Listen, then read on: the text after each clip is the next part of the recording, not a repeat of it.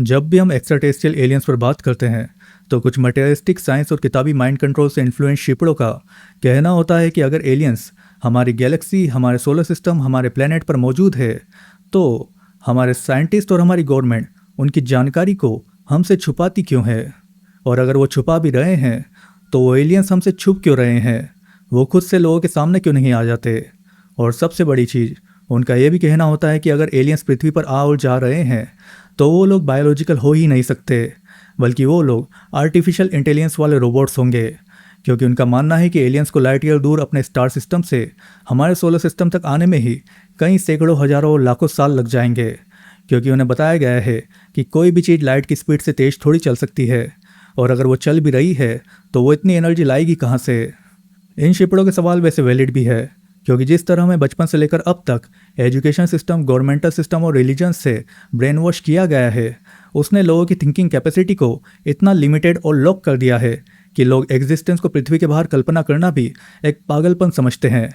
उनकी नज़र में इस पूरे ब्रह्मांड में, किसी गैलेक्सी के किसी स्टार सिस्टम में, किसी प्लेनेट पर डिवाइड की गई बॉर्डर्स में, बसे किसी एरिया में ज़मीन के टुकड़े को पाने के लिए लगातार भागना, जिंदा रहने के लिए स्ट्रगल करना, यही सब कुछ है। यही जीवन का असली पर्पस है। आप इसीलिए पैदा होकर पृथ्वी पर आए हो। आप क्या ही कर लोगे इन बॉर्डर्स और प्लेनेट से बाहर की दुनिया को जानकर, इस ब्रह्मांड में अपने अस्तित्व को खोज कर। आप तो सब कुछ सीख चुके होंगे अपने अपने रिलीजन्स की किताबों से। चलो छोड़ो ये फालतू बातें, मेन टॉपिक पर आते हैं। अगर एलियंस हमारी गैलेक्सी, हमारा सोलर सिस्टम, हमारे प्लेनेट पर मौजूद है तो हमारे साइंटिस्ट बड़े बड़े टेलीस्कोप से, सैटेलाइट से आखिर देख क्या रहे हैं, और हमारी गवर्नमेंट उनकी जानकारियों को हमसे छुपा क्यों रही है। तो इसका सीधा सा जवाब है कि वो अपने बनाए इस सर्कस को, इस सिस्टम को बचाने के लिए रोल प्ले कर रहे हैं। वो सिस्टम जिसे उन्होंने आपकी मानसिक और आध्यात्मिक गुलामी पर टिका रखा है। मान लो अगर वो आपको बता देते हैं कि पृथ्वी पर इंसान अकेले नहीं है, दूसरी गैलेक्सी तो छोड़ो, आपके अपने सोलर सिस्टम के ग्रहों पर ही इंसानों जैसे दिखने वाले एडवांस एलियंस मौजूद है जो पृथ्वी पर आते आते रहते हैं, तो इस जानकारी को लेकर आपका क्या रिएक्शन होगा। सोसाइटी का पूरा साइकोलॉजिकल परसेप्शन, लोगों का मानसिक नज़रिया शौक से हिल चुका होगा। इंटरनेट, सोशल मीडिया उनकी खबरों से, उनके मीम से भर चुका होगा।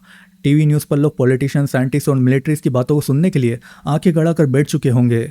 आधे से ज़्यादा लोग उनकी सच्चाई को मानने से ही नकार देंगे, कहेंगे कि ये सब चीज़ें नकली है, एआई है या किसी देश की साजिश है। बचे आधे लोग डर और हैरानी में फंसते चले जाएंगे और चीज़ों को अपने अपने रिलीजन के चश्मे से देखकर उन्हें गॉड के मैसेंजर, देवता और शैतान का रूप दे देंगे। वहीं इन सब के बीच फिर कुछ परसेंट लोग फिर सवाल करने लगेंगे कि ये लोग कैसे जीते हैं, क्या खाते हैं, इनका सिविलाइजेशन कैसे काम करता है, ये लोग बिजली कैसे बनाते हैं, क्या ये भी पैसों के पीछे भागते हैं और इस तरह के सिस्टम से कंट्रोल होते हैं, क्या ये भी पेट्रोलियम, सोलर पैनल और न्यूक्लियर पावर का यूज़ करते हैं, ये लोग स्पेस ट्रेवल कैसे करते हैं, कौन सी टेक्नोलॉजी का इस्तेमाल करते हैं, कैसे कम्युनिकेट करते हैं, वगैरह वगैरह। ऐसे सवाल जिनके जवाब आपके पूरे एनर्जी सेक्टर को, उन पर टिके कॉरपोरेशंस को, आपकी एरोस्पेस और ट्रांसपोर्टेशन इंडस्ट्री को, आपकी मेडिकल इंडस्ट्री को, आपके सभी मेजर रिलीजन्स को, आपकी दुनिया के गवर्नमेंटल और इकोनॉमिकल सिस्टम को पूरी तरह से खतरे में डाल देंगे। देशों की मिलिट्री को लोगों की नज़रों में कमज़ोर बना देंगे और पूरे प्लेनेट पर एक ग्लोबल इमरजेंसी की शुरुआत कर देंगे। ऐसी इमरजेंसी जिसमें लोग countries, politics, religion, race, classes और लैंग्वेज में डिवाइड नहीं हो पाएंगे। लोग खुद को Christian, Muslim, Hindu, Indian, American, Chinese कहने की सुपीरियरिटी खो देंगे। उन्हें अपना इतिहास अधूरा और खोखला लगने लगेगा और सारी जंगें बचकानी लगने लग जाएगी। उनका साइंस, रिलीजन और सिस्टम से अंधा भरोसा उठ चुका होगा और वो इस माइंड कंट्रोल मैट्रिक्स से बाहर आकर सवाल करने लग जाएंगे कि हमारी दुनिया ऐसी क्यों है, हम जीवन जीने की बजाय इस नकली रेट रेस में क्यों भगाए जा रहे हैं। वो एडवांस टेक्नोलॉजी, अच्छी लाइफस्टाइल और फ्री एनर्जी जनरेशन के ऑप्शन हमसे क्यों छुपाए जा रहे हैं, और भी कई चीज़ें। तो आप कल्पना कर सकते हो कि इस तरह का डिस्क्लोजर उनके बनाए इस पूरे स्ट्रक्चर को किस तरह से गिरा सकता है।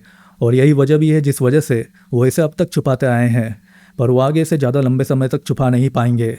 और वो इस सिचुएशन को काउंटर करने के लिए बहुत पहले से तैयार भी हो चुके हैं, जिसके बारे में हम अपनी पुरानी वीडियोस में भी बात कर चुके हैं, जहां वो फेक हॉस्टाइल एलियन इन्वेशन कर या वर्ल्ड वॉर में एलियन इंटरफेरेंस की स्क्रिप्ट प्ले कर ग्लोबल इमरजेंसी की सिचुएशन बनाएंगे।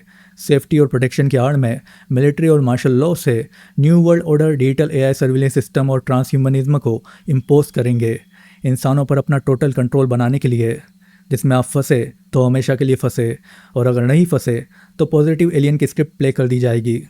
जहां वो उनसे डील कर उनकी टेक्नोलॉजीज डिस्क्लोज कर पृथ्वी को स्पेस ट्रेवल के लिए ओपन कर देंगे और उनके स्पेस ग्रुप में इंसानों को शामिल कर देंगे।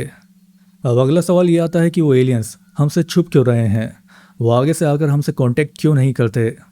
मान लो आप किसी बड़े जू के मालिक हो जहां आप खुद के डीएनए को मिक्स कर अपने ऐसे किसी शरीर पर एक्सपेरिमेंट कर रहे हो, उन्हें विकसित होता हुआ देख रहे हो, तो क्या आप इसकी प्रोसेस के बीच में इंटरफेयर करोगे या आप छुप कर दूर से ऑब्जर्व करोगे तब तक जब तक वो उस लायक ना हो जाए जहां वो सच सुनकर एक दूसरे को मारे ना। तो पृथ्वी भी ऐसा ही एक ह्यूमन जू है जहां बायोलॉजिकल अवतार को तैयार किया जाता है।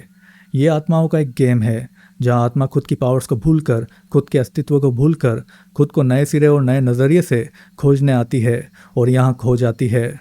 जहाँ आप अपने एक्सपीरियंस को, अपनी रियलिटी को अपनी कलेक्टिव कॉन्शियसनेस से चुनते हो और उसे अपनी चॉइसेस से कंट्रोल करते हो। जब तक कलेक्टिव लेवल पर आपकी चॉइसेस उनकी बनाई माइंड कंट्रोल मैट्रिक्स से प्रभावित होगी तब तक आप सिविलाइजेशन के रूप में उस लेवल तक इवॉल्व नहीं होंगे जहाँ वो आगे से आपके सामने आए, या फिर आपकी गवर्नमेंट्स मिलकर ऐसी सिचुएशन ना बना दे जहाँ सामने आने के अलावा और कोई ऑप्शन बचे ही ना जो आगे होना है। अब मेन सवाल पर आते हैं कि अगर एलियंस लाइट ईयर दूर अपने स्टार सिस्टम से यहाँ और जा रहे हैं तो क्या उन्हें कहीं सैकड़ों, हजारों और लाखों सालों तक स्पेस ट्रेवल करना पड़ रहा है, और क्या वो लाइट की स्पीड से भी तेज चल रहे हैं। वैसे मैं इस चीज़ को अलग वीडियो में कवर करना चाह रहा था, पर इसका जवाब यहीं सुन लो। आपकी इस दुनिया में कुछ भी फिजिकल और सॉलिड नहीं है। फिजिकल मैटर सिर्फ एक इल्यूजन है, एक भ्रम है, टाइम और डिस्टेंस भी। इस ब्रह्मांड में सब कुछ फ्रीक्वेंसी हार्मोनिक से बना हुआ है। वो फ्रीक्वेंसी हार्मोनिक जो इथेरिक सी ऑफ कॉन्शियसनेस में क्रिएटिव कॉन्शियसनेस के पॉइंट ऑफ अटेंशन से बनते हैं। आसान शब्दों में कहूँ तो आपका यूनिवर्स एक फ्रीक्वेंसी मैट्रिक्स है और यहाँ लाइट की स्पीड से तेज चलने के लिए आपको चीज़ों को 3D पॉइंट ऑफ व्यू से नहीं बल्कि फ्रीक्वेंसी पॉइंट ऑफ व्यू से देखना होगा। यूनिवर्स में हर जगह का अपना एक यूनिक फ्रीक्वेंसी एड्रेस है जो उसके आसपास के प्लैनेट, स्टार और ऑब्जेक्ट के फ्रीक्वेंसी इंटरेक्शन के सम से बनता है। उसी तरह हमारे प्लैनेट अर्थ का भी अपना एक फ्रीक्वेंसी एड्रेस है जिसे हम ह्यूमन रेजोनेंस कहते हैं। ये हमारे प्लैनेट की यूनिक इंडिविजुअल फ्रीक्वेंसी आइडेंटिटी है। उसी तरह हमारे सन की और दूसरे प्लैनेट की भी अपनी अपनी एक यूनिक फ्रीक्वेंसी आइडेंटिटी है जो उसके सराउंडिंग एनवायरनमेंट से मिलकर बनी हुई है। कहने का मतलब ये है कि इंटरस्टेलर और इंटरगैलेक्टिक स्पेस ट्रेवल में 3D डिस्टेंस मैप की बजाय स्टेलर फ्रीक्वेंसी मैप यूज़ होते हैं, जिससे उनके स्पेसशिप हाइपर स्पेस में जाकर वर्म होल पोर्टल बनाकर उसकी फ्रीक्वेंसी से ट्यून कर उसे यूज़ करते हैं।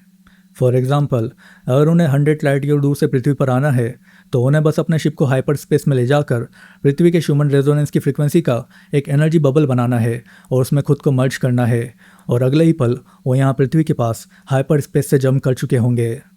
अगर ये फ्रीक्वेंसी डाटा और प्रिसाइज हुआ तो वो पृथ्वी के अंदर किस लोकेशन पर किस समय पर उतरना है वो ये भी डिसाइड कर सकते हैं।